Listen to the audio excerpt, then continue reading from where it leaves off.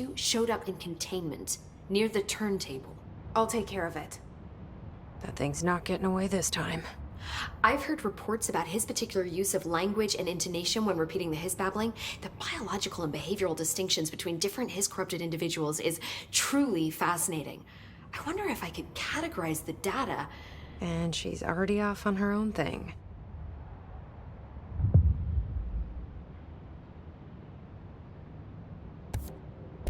How do you feel about me taking over as director? You act like it just happened. You've been director since we first met, remember? I'm still thrilled. Nothing's changed. Not for me. But the Bureau has changed. Trench and Darling are gone.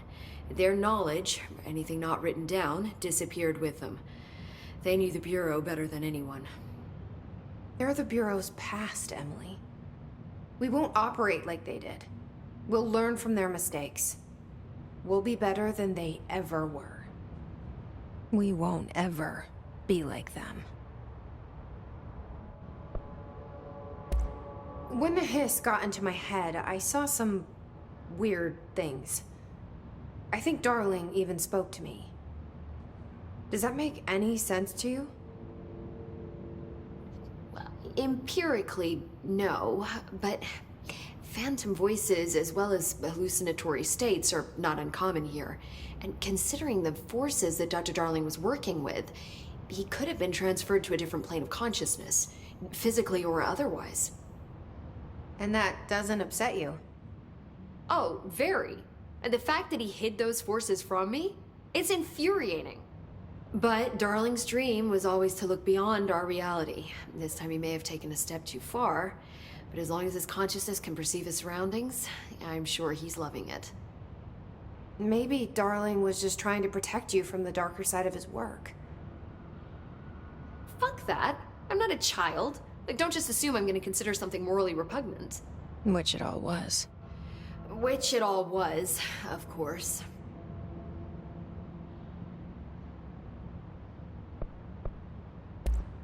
How is Dylan? The same. I can't detect any his activity, but his physiology has certainly been altered by it. And I can't tell if his brain activity is genuine or simply the aftermath of the hiss, like spasms. Dylan could wake up tomorrow for all I know. I really can't say. Then I just have to wait for him. That's fair. He waited a long time for me. Don't worry. We'll be monitoring him round the clock. If he wakes up, we'll be ready. I don't mean that in a hostile way, just... well, you know. I hear you. My brother isn't exactly popular around here. I hope one day he'll have the chance to change that. So, there was a moment after Hedron died that I couldn't feel my powers. The hiss got into my head. Just for a moment.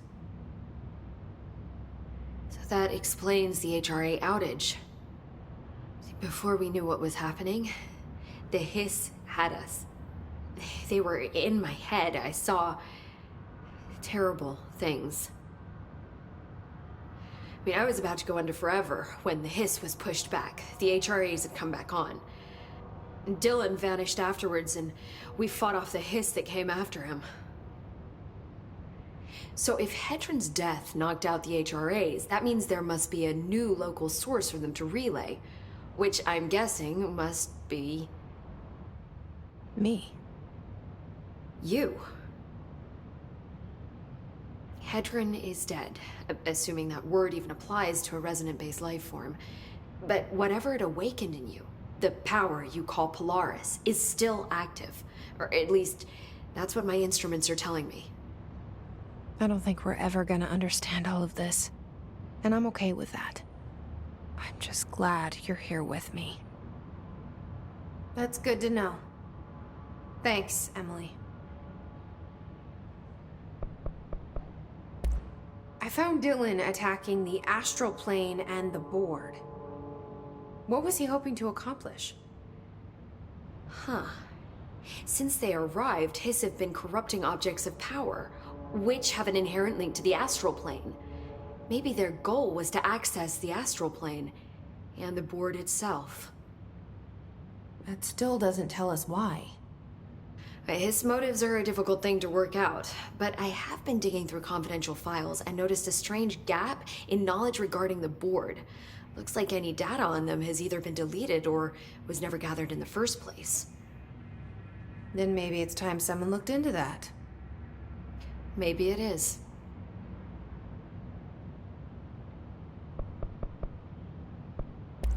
Well, I've got a bureau to run. See you soon. Yes, ma'am, Director Faden. Please, Emily. Not even...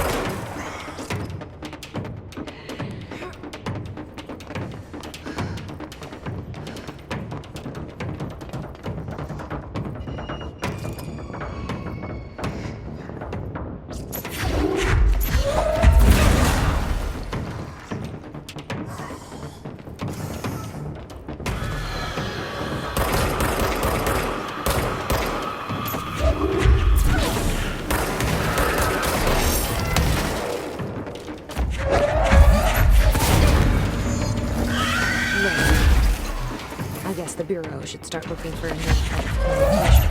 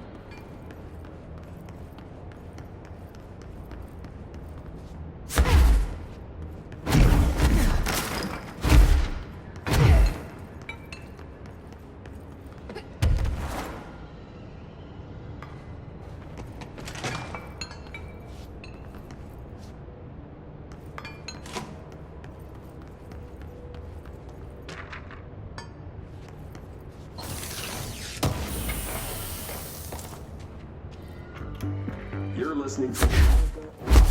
Now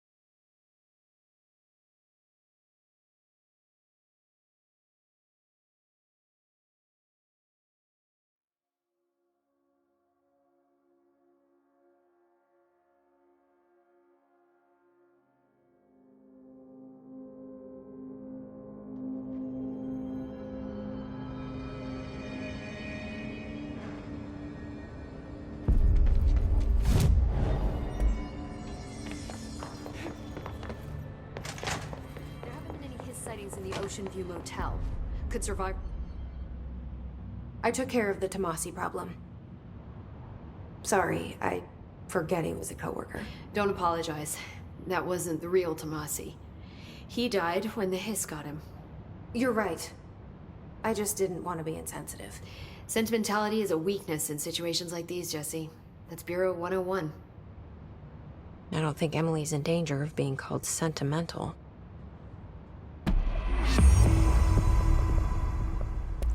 Well, I've got a bureau to run. See you soon. Yes, ma'am, Director Faden. Not even as a joke. There haven't been any his sightings in the ocean.